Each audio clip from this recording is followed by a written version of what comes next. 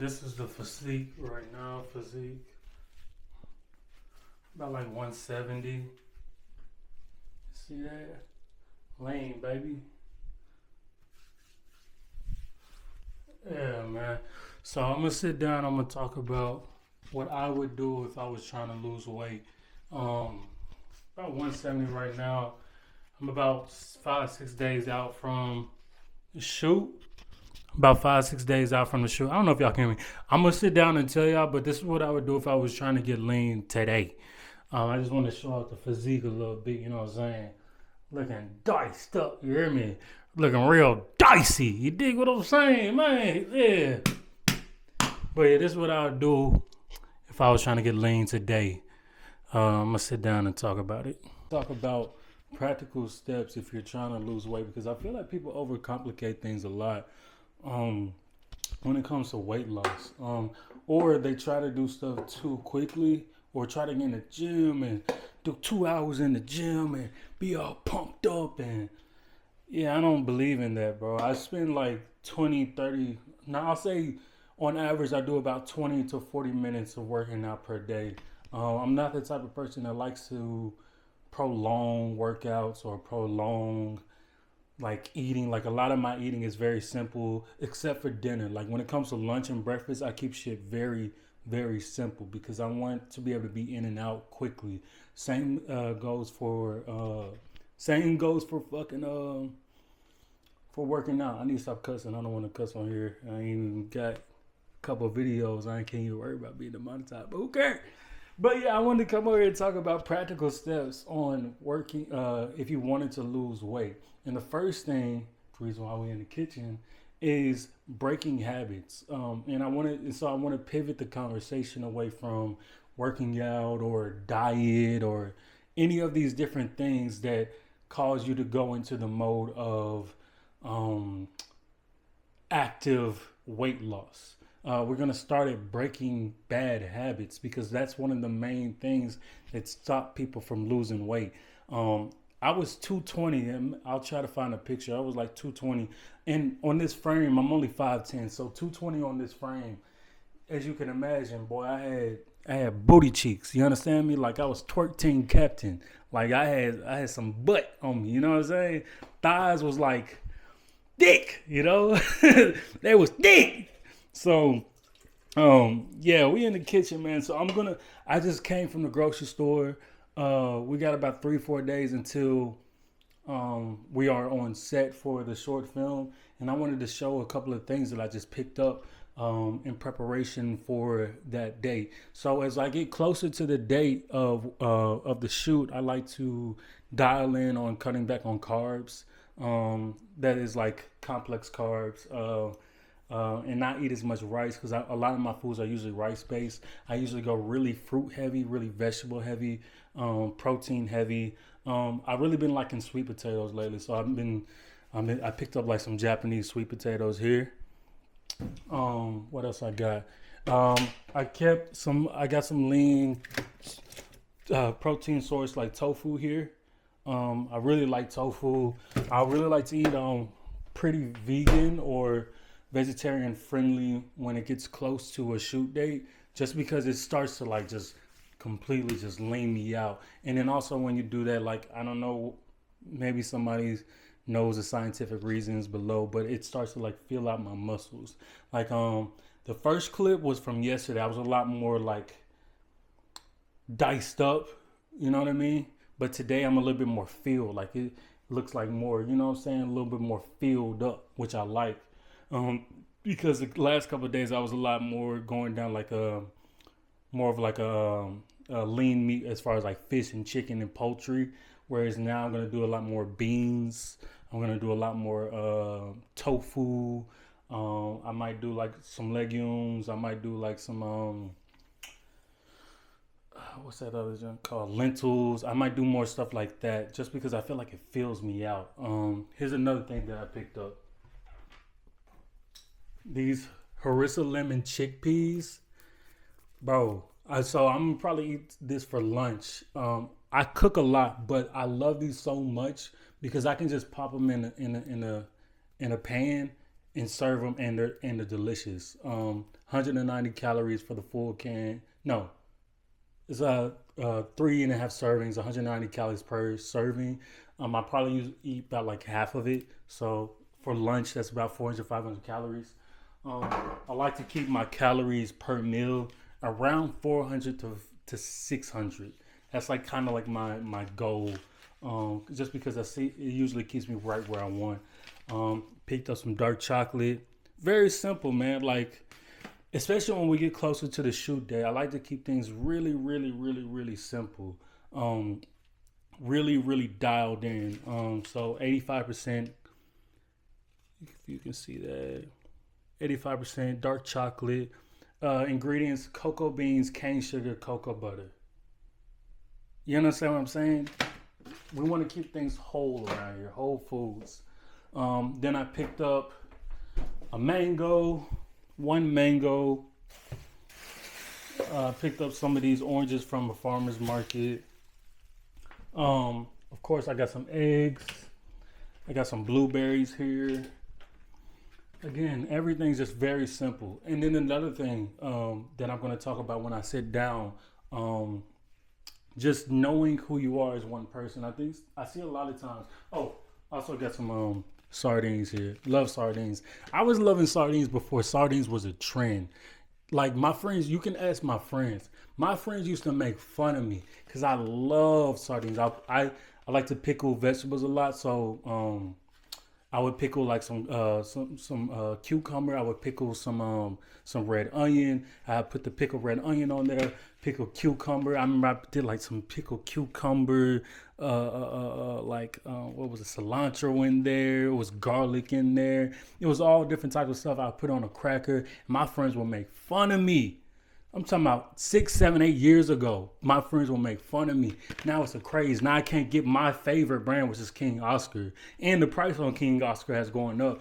Niggas know King Oscar used to be like $2.50, $3 maybe.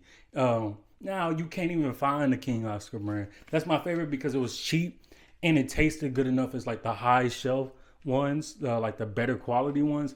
They had the same similar taste. Now you can't even find it. I saw this at Lassen's as well. The grocery store I went to, so I picked these up. I'm gonna try them out, see how they taste. I don't know. We'll see how they taste. But yeah, that shit. Let me not cuss. That stuff makes me mad. But I'm gonna go into the other couple of things. When I sit down, I'm gonna go more into depth when I'm talking about breaking bad habits or building good habits and what I mean by that. So you'll see me in a second. All right, man. So I'm in my little comfy blanket. This is my lucky blanket right here. Um, but I'm gonna get back to what I was talking about. I got these chewed ass braids, and I've had these in for like 8 weeks. Only reason why I have them in is because of this roll. Guarantee you, when I'm finished with this roll, these braids is getting took out. They're getting took out, and I'm letting my hair breathe, man. Like, I'm ready to let these just go. But let's get to the actual nitty gritty of what I wanted to talk about.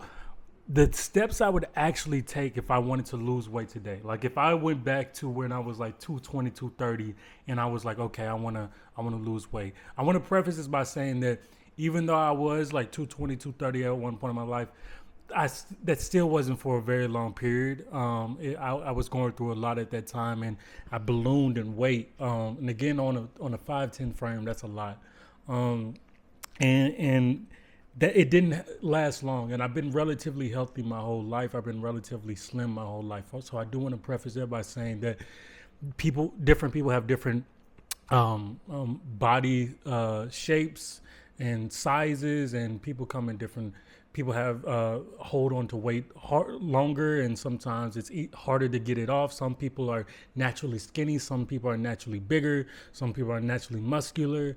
And so I do want to take the time to say that, and so just take everything I'm saying with a grain of salt and apply it to your own life. But if I could go back to that time when I was around 220 and I wanted to start over and actually take the proper steps to get that weight off sooner, this is what I would do. And the first thing I said was prioritizing health over fat loss. So a lot of times when people are trying to get into this mode of losing weight, they'll immediately go to the gym. They'll immediately start working out or trying to uh, do all these different diets and whatnot.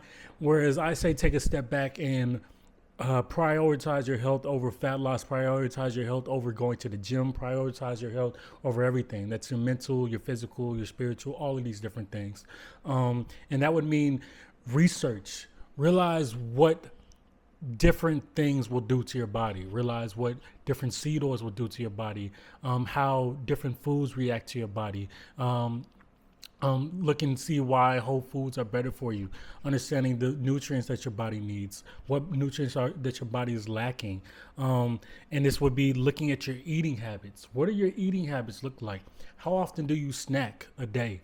What do you snack on every single day? And I wouldn't change anything for like a month. I would go exactly with what I'm doing for a month and track everything I eat, every snack that I do. How often do I buy delivery? How often do I eat out? When I go grocery shopping, what foods do I tend to get? And I wouldn't judge myself at all for this first month. Just documenting every single thing that I'm eating. As far as grocery store, what I'm doing, as far as delivery food. Do I do DoorDash a lot? Do I do Uber Eats a lot? Do I eat out a lot? Do I go out with my friends a lot and drink a lot? Do I smoke a lot? All these different things will help you get to your goal sooner, and let me tell you why. When you are getting into this journey of trying to become lean or more fit or more health conscious or anything like that, you'll immediately go and start trying to work out. But the real culprit of most fat loss or weight loss is the diet, is the mental clarity of it all. A lot of these foods clog your mental. They are attaching to your brain receptors and causing you to be addicted to these foods. So if you have an understanding of what these foods are doing to your body and how these foods are affecting you mentally, you'll have a better understanding of why you should venture away from these foods. You'll have a better understanding of what nutrients that you're missing. I would go get my blood work done. I would go and figure out, okay, these are the things. Oh, I didn't know I was this low in blah. I didn't know I was this low in vitamin whatever. I didn't know my testosterone was this low. I didn't know. All of these different things will get you closer to the goal faster because you'll have a complete understanding of what's happening to your body. So that first thing, I would prioritize health over fat loss, prioritize health over fat loss, prioritize health over fat loss, because you will lose weight. Losing weight is not that difficult. Let me preface this by saying difficult in the sense that it's not a complicated process. Let me turn off that whatchamacallit real quick.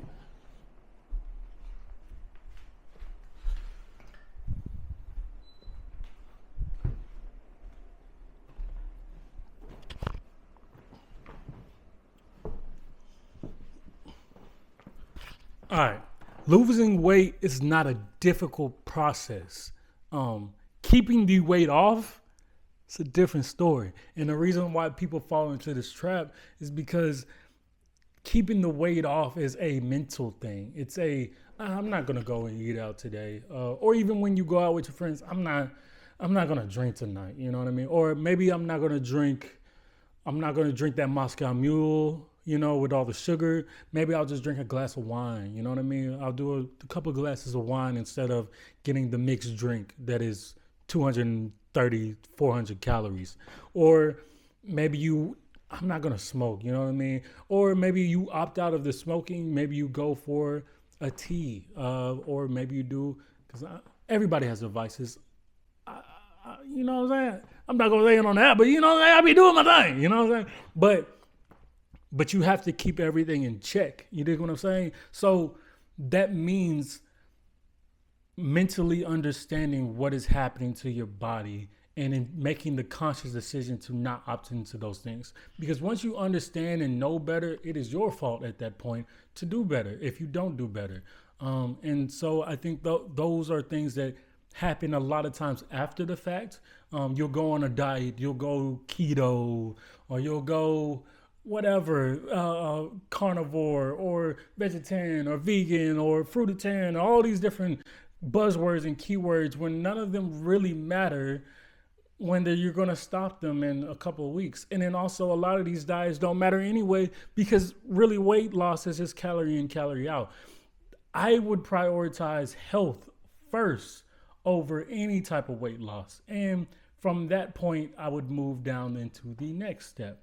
While you're doing all this, right? While you are researching what these different seed oils are doing to your body, while you're researching what these different chemicals that they put into the food in the middle aisles, these bread, whatever the hell foods that they got in these boxes, these cereals, these cupcakes and all that different stuff. While you're doing the research on what this is actually doing to your body, I would not go to the gym.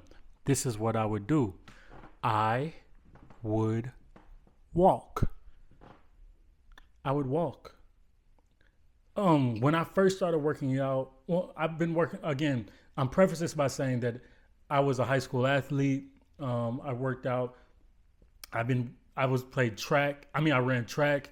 I played basketball. I played football. Like I was very active. And even in college, I would still go to I would still be working out. Again, the point when I was at 220, I'm preface this by saying that was a kind of an anomaly for me, and it happened really quickly in a very weird point in my life. So, again, whatever. But if I could go back to that moment, what I realized is that I had gotten this new job as a software engineer, right? And I would be working from home, and I would be very sedentary for a lot of time out of the day. I wouldn't be getting up. I'd be sitting at this computer for 8, 10, 11, 12 hours a day. Like even if I'm working from home, I would be sitting there. The most walking I would do would be walking to my kitchen to grab whatever crappy snack that I bought, or maybe DoorDash to order in. You know what I mean? Or maybe I would be, in between me typing on the computer, I would turn to the left and play Xbox with my friends, and then I would get up and go and pick up the DoorDash from the front door. You know what I mean? Like I was not moving. And walking, you don't realize how much walking will change your body composition. Being active changes your body composition, and walking is very low impact on your body. It will not hurt your joints. It will not mess up your back. Matter of fact, it will probably help your back. It'll probably help your posture. It'll help your mental clarity. Walking, I would make sure every single day, depending on your weight, depending on how much you can do, depending on where you are and living at, I would set a goal of trying to reach 8 to 10,000 steps a day. Now, if you're a little bit heavier on the heavier side, and 8 to 10,000 steps sounds like a lot, for this first month, start at 5,000, start at 6,000, but make sure that you're hitting that goal every single day, 5 to 6,000 steps a day. And when you're doing these walks, if you're doing it after you eat dinner, or if you're doing it after you meet up with friends, or maybe you're on your lunch break, every single time that I'm doing these walks, I would not use my phone. I would not listen to music. I would just walk. Because what walking also does is it gives you that time and peace and mental clarity to clear your mind. Get all the stuff out of it and thinking about the different things that are happening in your life. It's like a 2-for-1. It's like meditation as well as burning fat loss at the same time.